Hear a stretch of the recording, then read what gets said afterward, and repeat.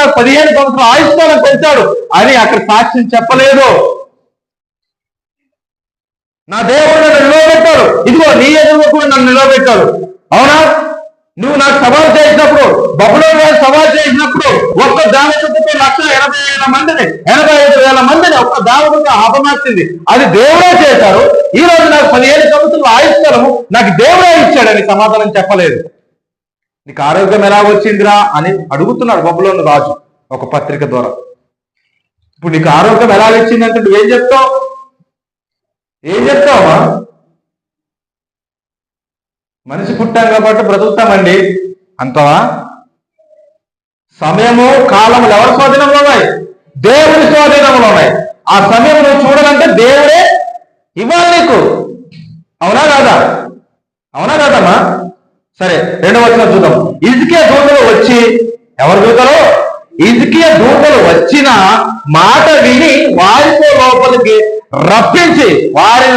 రప్పించి తన ఇంటనే రాజమందిరమే కలిగిన సమస్త వస్తువులను దేనిని మరుగు చేయక తన పదార్థముల గల కొట్టును, వెండి బంగారములను, గంధవర్గములను, పరమా తైలములు, ఆయుధాలను, తన పదార్థములలో ఉన్న సమస్తముల వారికి చూపించాను.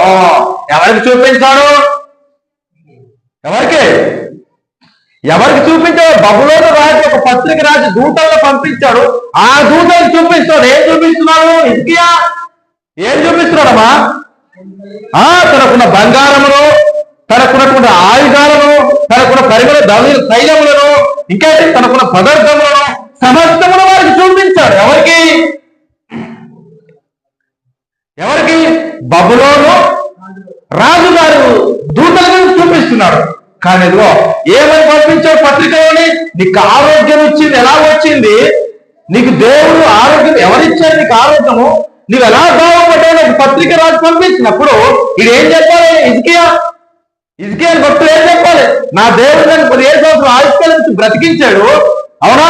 నూతనమైన దినం ఇచ్చాడు, నూతనమైన తలంపు ఇచ్చాడు, నూతనమైన ఆరోగ్యం ఇచ్చాడు, నూతనమైన బలం ఇచ్చాడు అని ఏం చేయాలి? చెప్పాలి. ఇప్పుడు ఏం చేస్తున్నాడమ్మా? ఇప్పుడు మనం కూడా అదే పరిస్థితిలో ఉన్నాం. అవునా? దేవుడు కాస్త హెచ్చిస్తే దేవుడు నన్ను ఈ విధంగా నిలబెట్టుకున్నాడని నువ్వు చెప్పవు. నీ కష్టమే అంటావు. ఆ కష్టానికి మార్గం చూపించింది ఆయనే. నువ్వు కష్టపడడానికి ఆ బలం ఇచ్చింది ఆయనే.